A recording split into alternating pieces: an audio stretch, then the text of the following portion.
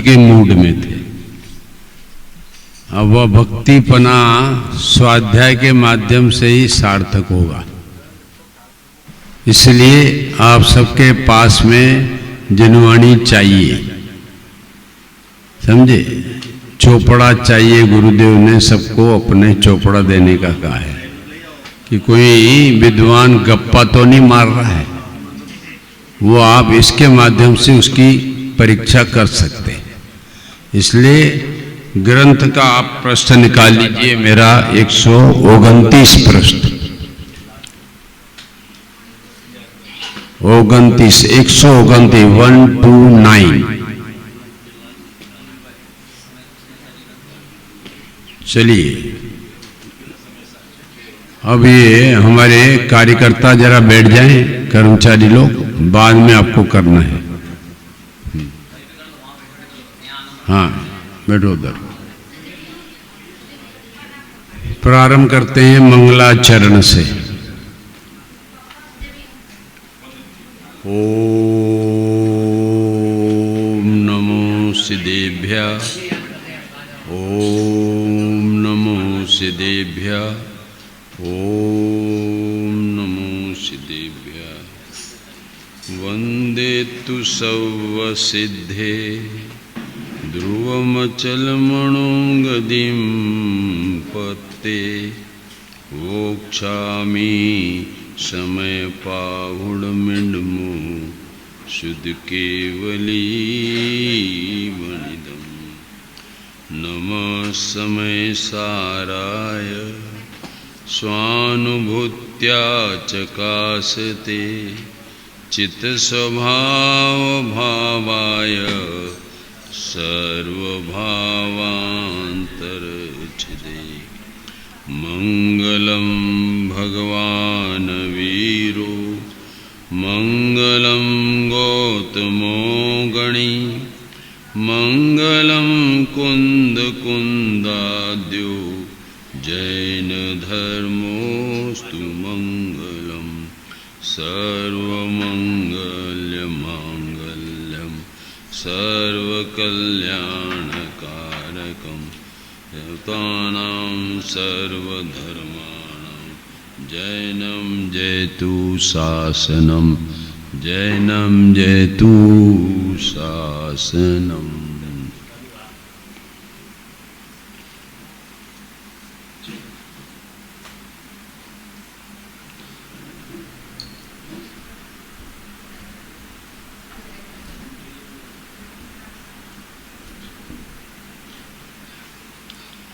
ध्यान दीजिए, कल हम और आप सब ने समय सार की भूमिका के संबंध में कुछ परिचय प्राप्त किया था।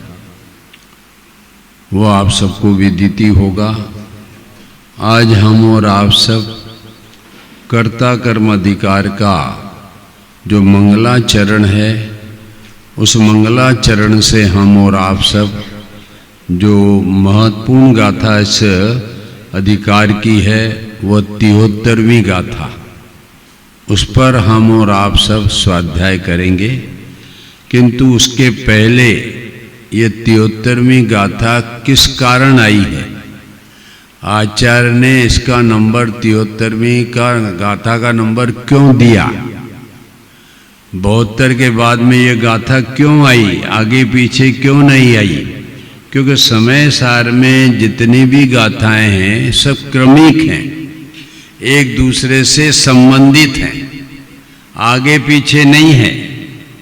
इसलिए वो क्रमिक जो 73वीं गाथा आई है उसका अपन रहस्य समझेंगे कि आचार्य ने यह गाथा क्यों हम और आपको समझने के लिए प्रेरित किया है।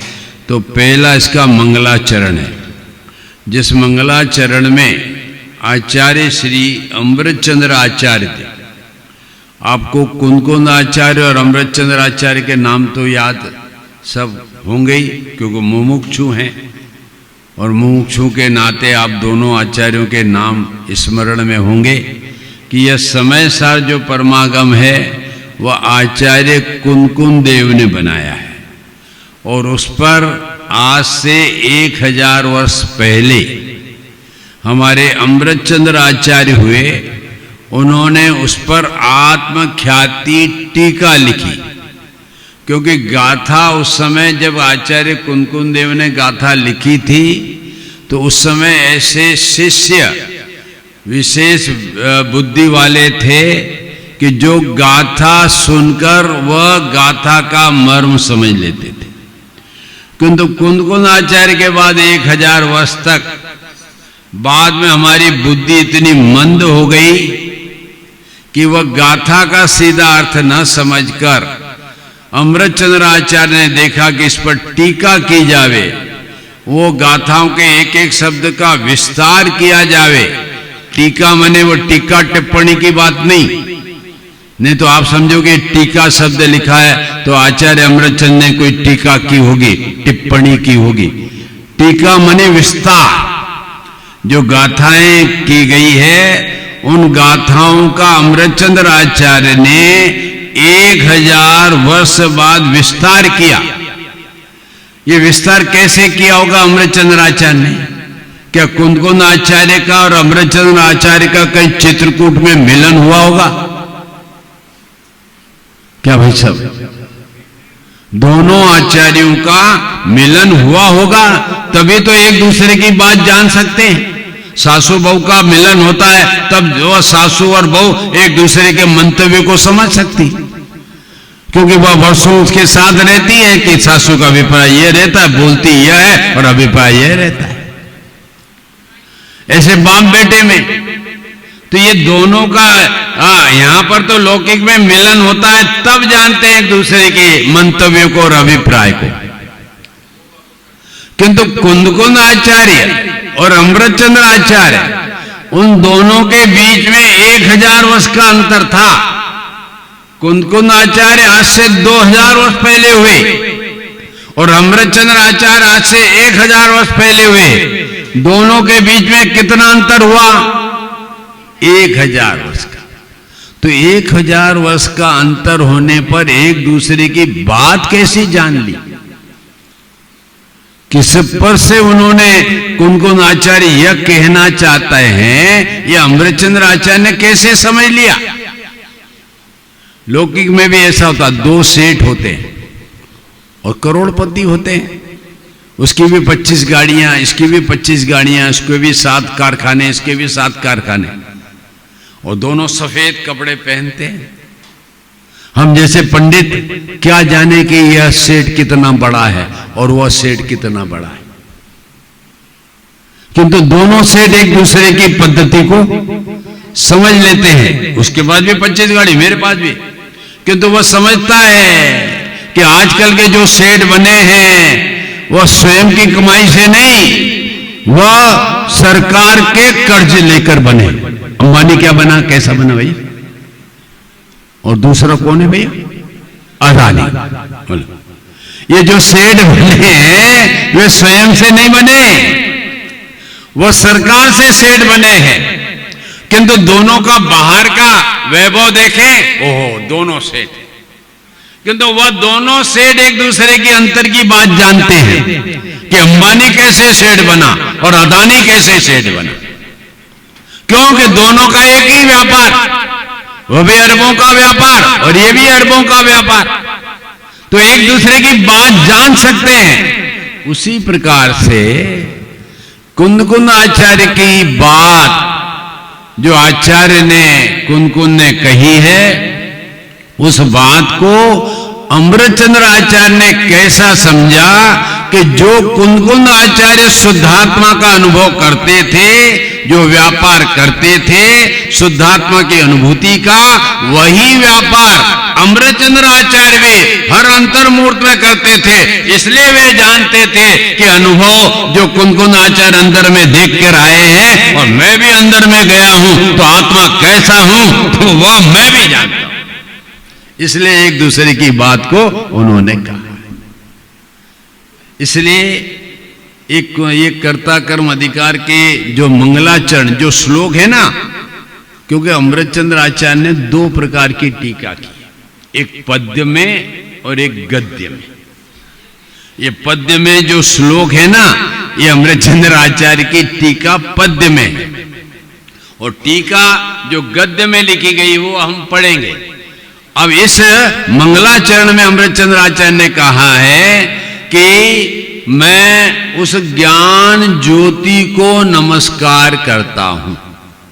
जैसे नमः समय सारा में शुद्धात्मा को नमस्कार किया, और कुंकुन आचार्य ने अपने मंगलाचरण में उन्होंने सिद्धों को नमन किया, तो यहां अमृतचंद्र आचार्य कर्ता कर्म अधिकार के प्रारंभ में ज्ञान ज्योति को नमस्कार करते। और वह ज्ञान ज्योति कैसी? जो क्रोधादि कसाय के अज्ञान रूप परिणमित होती थी, उसका नाश करके जो ज्ञान ज्योति प्रकट होती है, सम्यक दर्शन ज्ञान चारित्र की ज्योति, उसको यहां ज्ञान ज्योति के नाम से प्रसिद्ध किया है कि मैं उस ज्ञान ज्योति को नमस्कार करता हूं। अभी अज्ञानता में तो मैं अनादि काल से मोह को नमस्कार करता आया था, मिथ्यात्व दर्शन ज्ञान चारित्र को नमस्कार करता आया था, जिससे मेरा संसार फलीभूत चार गति रूप में हो रहा था। अब मैं जो नमन कर रहा हूं वो ज्ञान ज्योति को, कि जिससे मेरा मोक्ष मार्ग का प्रारंभ होकर अल्पकाल में मोक्ष प्राप्त हुए। और वह ज्ञान ज्योति के लिए उन्होंने दो विशेषण दिए, एक धीर है और एक वीर है। क्या जी, क्या विशेषण? आप दोनों में से क्या हो, धीर हो कि वीर हो? पापा क्या है, धीर है कि वीर है? ये धीर है, समझे, धैर्य है। कोई भी इनको डंडा मार दे तो कुछ असर नहीं होता, कोई इनको अपशब्द कह दे ना तो कुछ इनको होता नहीं असर, क्योंकि धीर है। हमारे लक्ष्मण जी जो थे वह धीर भी थे और वीर भी थे। वीर किसको कहते हैं? जो दूसरों को तीरों से मारे, तलवारों से मारे, उसका नाम है वीरता। और धीरता जो दूसरा सामने से मारे और उसको पकड़ ले धैर्यता से। तो लक्ष्मण जी ऐसे थे, वह वीर तो थे, किंतु शत्रुओं ने जब बाण मारते थे तो उन बाणों को या तो वह हाथ से पकड़ लेते थे, या बगल में पकड़ लेते थे, या दांत से पकड़ लेते थे। उसका नाम है धीरपना। तो ये ज्ञान ज्योति भी ऐसी धीर है, उदात है। किसी प्रकार की कसाएं आए, उन कसायों का वह ज्ञान ज्योति रूपे परिणमित करने वाले सम्यक ज्ञानी जीव को कोई असर नहीं, सबको अपने ज्ञाता दृष्टा स्वभाव से समझ लेता है। तो इस प्रकार से ये मंगलाचरण में उन्होंने ज्ञान ज्योति को नमस्कार किया। और फिर आगे 69 और 70 गाथा निकालो। 69 और 70 गाथा में आचार्य से शिष्य ने प्रश्न किया कि जब तक ये आश्रव और आत्मा का अंतर और भेद नहीं जानेंगे और आश्रव में जब तक लीन रहेंगे तब तक कर्मों का बंधन होगा। ये उसका शीर्षक निकाल लेना, समझे? क्या दिया? आत्मा और आश्रव, जो 7 तत्व है ना भाई साहब, उसमें जीव तत्व है आत्मा, और जो हमारे शुभाशुभ भाव उत्पन्न होते हैं वो क्या है? वह आश्रव। और हम अज्ञानी जीवों ने आश्रव और आत्मा को एक मान रखा। दोनों है क्या? भिन्न भिन्न, दोनों तत्व भिन्न। आश्रव का स्वभाव है विकार रूप और आत्मा का स्वभाव है निर्विकार रूप। आश्रव का स्वभाव है मलिन रूप और आत्मा है निर्मल स्वभावी। दोनों में अंतर है, किंतु ये दोनों को एक ही मानता है। राग आया मैंने आत्मा को राग आया, मैंने आत्मा विकार में हो गया। विकार तो एक समय के उत्पाद में हुआ है, आत्मा में नहीं है। बोलो, पानी को आप गर्म करते हैं और पानी का वह शीतल स्वभाव नाश होता है?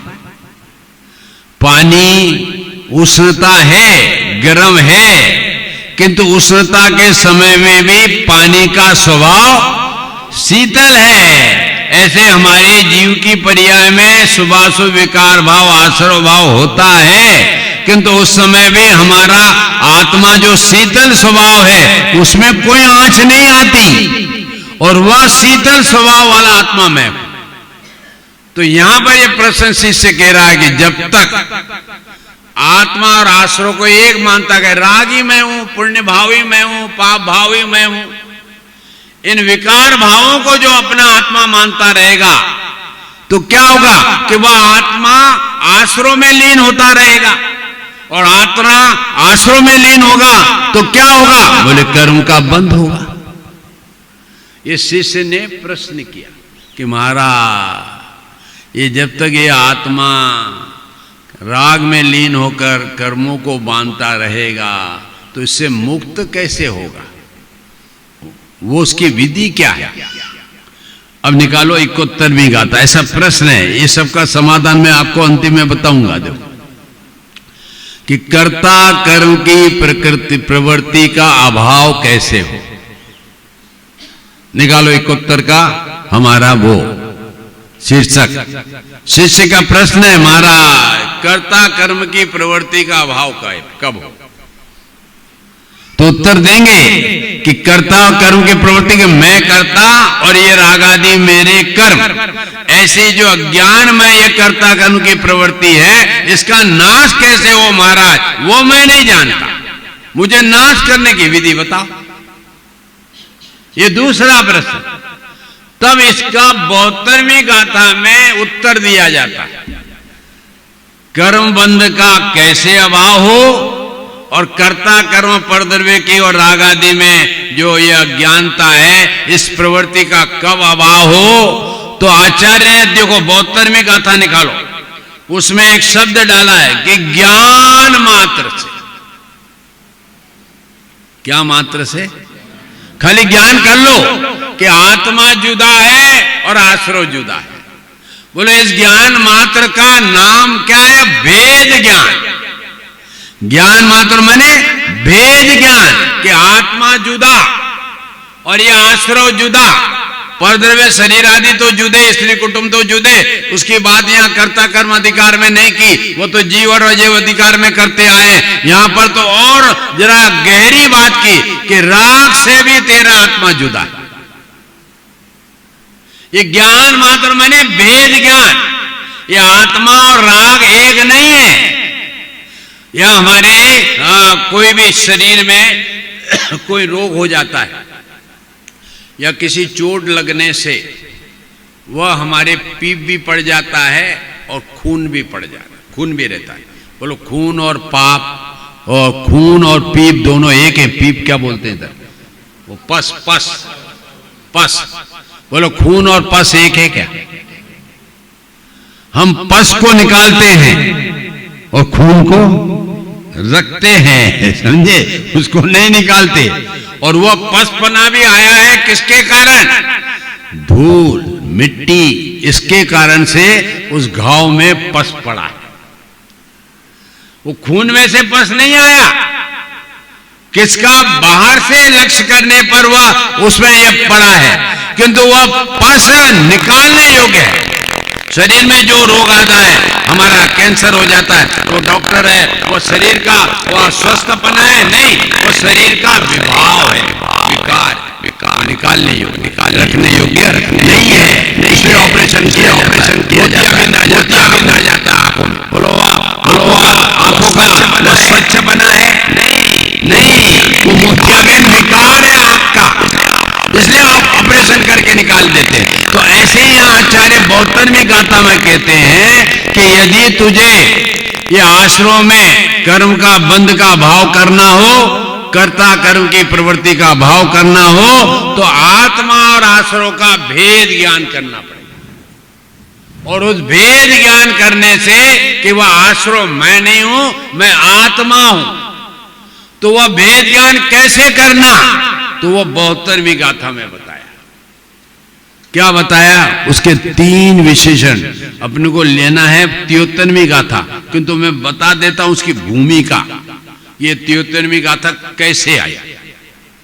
जब 72वीं गाथा में उन्होंने भेद ज्ञान की 2 बातें बताई, क्या बताए कि आश्रो कैसा है और आत्मा कैसा है। तो उन्होंने बताया कि आश्रो पहले तो असूची बताया। आश्रो माने पुण्य पाप के भाव, शुभाशुभ भाव, ये कैसे हैं? बोले असूची हैं। उसका उदाहरण दिया कि पानी में जो नील काय होती है, क्या बोलते हैं, क्या इधर नील है ना, वो हरी हरी होती है, वो हास्यवाल।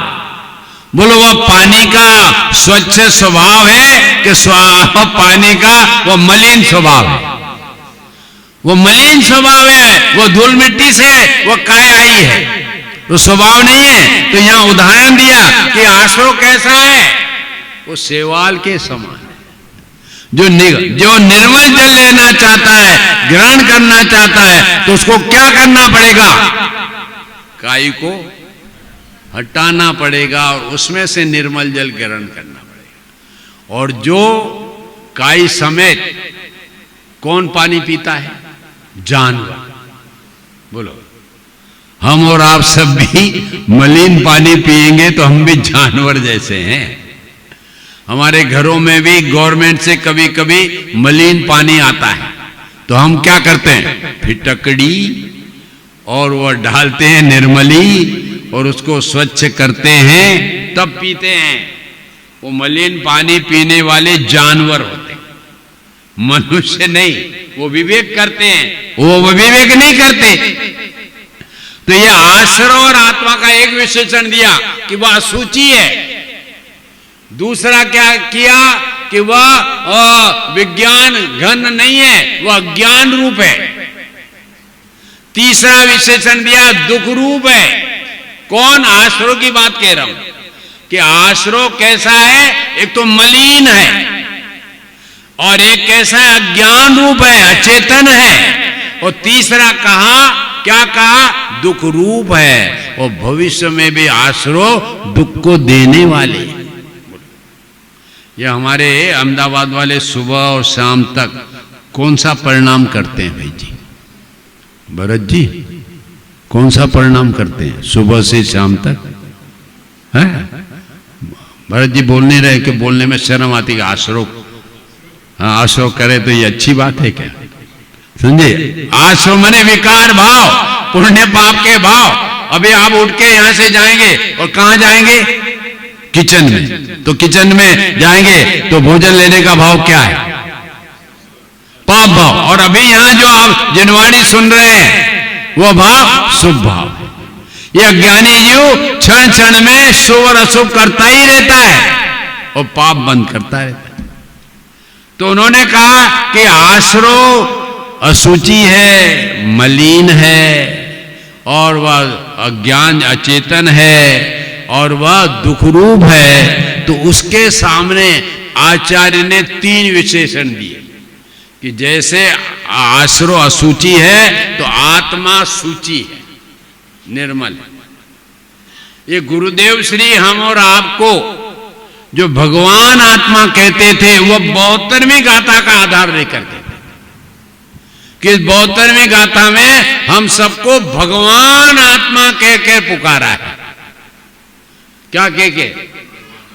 कि हेमंत भाई कह के, हेमंत भाई कह के नहीं पुकारा, सेठ कह के नहीं पुकारा, पुरुष कह के नहीं पुकारा और स्त्री कह के नहीं पुकारा। क्योंकि आप जानते हो अभी क्षमामणि पर्व आने वाला है।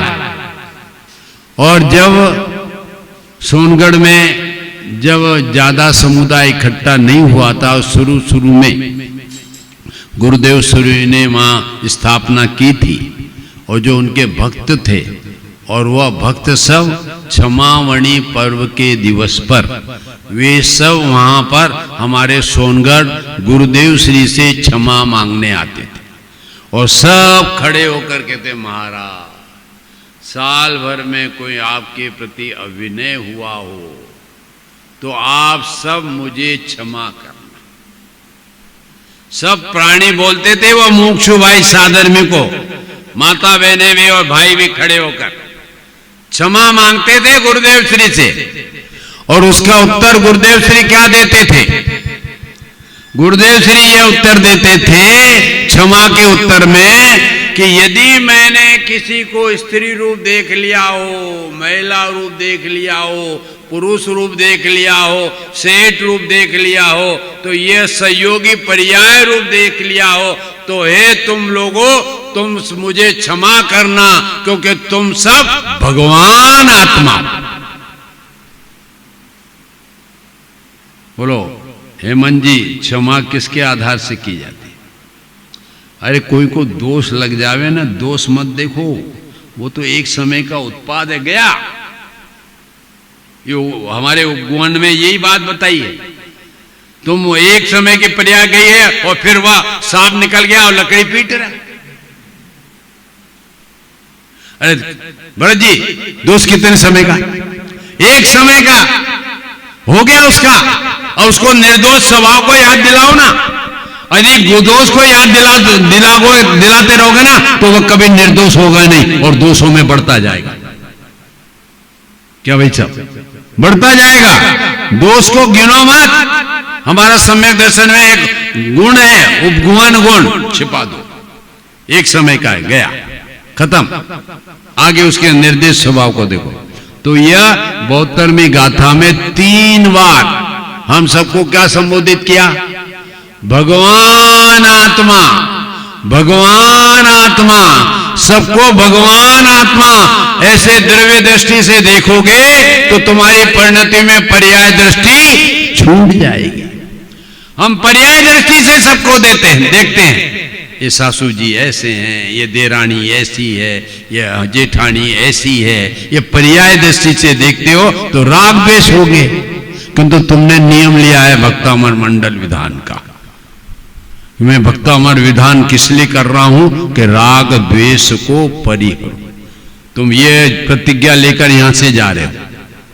कौन सी प्रतिज्ञा भरत भाई? हाँ, यहां से प्रतिज्ञा लेकर जा रहे हो। इस प्रतिज्ञा को तोड़ोगे तो प्रतिज्ञा टूट जाएगी। राग द्वेष करना चालू करोगे तो प्रतिज्ञा टूट जाएगी। वह प्रतिज्ञा टूटे नहीं तो क्या करना? उससे आगे का वितराग भाव प्रकट करना। तो प्रतिज्ञा जो ली, वो हमने अज्ञानता में ली, वो टूट जाएगी। ये जितने भी महापुरुष 63 शिला के हुए ना, पांडव वगैरह सब, बोलो उन्होंने शादी की थी कि नहीं बहन जी? सबने शादी की थी। 63 से राजा महाराज सबने शादी। और किसके बीच में की थी? वो 4 खंभों के बीच में, वो 7 फेरे बन करके क्या प्रतिज्ञा की थी? अब मैं तुमको नहीं छोड़ूंगी और तुम मुझे नहीं छोड़ोगे। क्या प्रतिज्ञा की थी? हो भाई साहब, की थी कि नहीं? पापा ने लगाई थी ना वो 4 खंभों, और वो आपकी क्या नाम, श्रीमती जी, हाँ जी, दोनों ने। और प्रतिज्ञा की थी, अब तुम मुझे नहीं छोड़ोगे और अब मैं छोड़ूंगा। किंतु 63 शिला के महापुरुषों ने क्या किया? अर्जुन आदि ने सब छोड़ छोड़कर वन में चले गए। तो बोलो प्रतिज्ञा तोड़ी नहीं उन्होंने? बोलो अश्विन भाई, प्रतिज्ञा तोड़ी ना? वो अर्जुन ने प्रतिज्ञा तोड़ी ना, द्रौपदी को छोड़ के चला गया। समझे? हाँ हाँ, ये प्रतिज्ञा तोड़ी कब कहलाती है? कि राग से विराग की ओर चले जाओ तो वह प्रतिज्ञा तोड़ी नहीं कहलाती। यदि वह द्रौपदी की जगह सोमती को अगर वर्णन करते तो प्रतिज्ञा तोड़ी भी कही जाती। हम लोग तो तोड़ते रहते हैं, समझे? किंतु वह महापुरुषों ने उनकी प्रतिज्ञा तोड़ी हुई नहीं कही जाएगी, क्योंकि वे विराग की ओर चले गए, राग की ओर का नाश किया है, इसलिए उनकी प्रतिज्ञा तोड़ी हुई नहीं कही जाती है। इसलिए वो वीतरागी हैं। इसलिए हम और आप सब ने अज्ञानता में राग रूप परिणमित करने की जो प्रतिज्ञा ले रखी है, ये तोड़ने जैसी है। वह किसके द्वारा टूटेगी? बोलो भेद ज्ञान के द्वारा। कि आश्रव जुदा है, योगसार में कहा आएगा, जीव जुदा, पुद्गल जुदा, यही तत्व का सार, अन्य कछु नाई याही का विस्तार। बस 2 ही से वेद ज्ञान करना है। एक तो यह रागादि से और शरीर आदि जो परद्रव्य है, इनका ही दो ही बात जिनवाणी में कही है, और दो ही बात कहकर इनसे भेद ज्ञान की बात कही है। जो भेद ज्ञान करेगा उससे आसव में लीनता नहीं होगी, नवीन कर्म का बंध नहीं होगा, और कर्ता कर्म की प्रवृत्ति नहीं होगी। ये उत्तर 72 में दिया कि आपने कहा कि आप आसुर और आत्मा का भेद ज्ञान करो, तो 73वीं गाथा में फिर प्रश्न का, महाराज वो भेद ज्ञान की विधि क्या है? अब निकालो 73वीं गाथा। आपको समझ में आ गई है 73वीं गाथा क्यों आई? भरत भाई समझ में आई? ये इसलिए आई, आपने भेद ज्ञान की बात कही, किंतु भेद ज्ञान की विधि क्या है वो हम नहीं जानते। और जैसे ये विधि की बात आती है ना, तो गुरुदेव श्री के मुखारबिंद से एक विधि की बात आती है, एक उदाहरण निकलता है। सुना बहन जी? बोलो जागृति बहन। शीरा, हाँ अब याद आ गया, शीरा। जब भी विधि की बात आएगी तो गुरुदेव शीरा का उदाहरण देते। शीरा आपके इसमें क्या बोलते हैं? शीरा, हाँ। बोलो ये माता बहने हमारी, ये माता बहने शीरा कैसे बनाती? कि पहले घी में आटे को सेकती है और फिर उसमें गुड़ और शक्कर का पानी डालते हैं, तब वह शीरा बनता है। कोई एक हमारी शिल्पा बहन जैसी चतुर देवी हो और वह यह सोचे कि यह आटा हमारा घी पी जाता है, तो इसलिए यह आटा घी पी जाता है, इसलिए वह चतुर बहन ये कहती है कि उसको पानी में सेको। बोलो जो पानी में सेकेगा आटे को, बोलो उसका शीरा बनेगा कि क्या बनेगा? अरे वह लुपरी भी नहीं बनेगी, पोटिश जिसको बोलते हैं, वो भी नहीं बनेगी। शीरा तो बनने की बात दूर है। इसलिए हम और आपको आश्रय का अभाव करना है, कर्ता कर्म प्रवृत्ति का अभाव करना है, तो उसकी विधि है, और वह विधि 73वीं गाथा में बताएंगे, और वह विधि कैसी है उसकी चर्चा कल करेंगे। जिनवाणी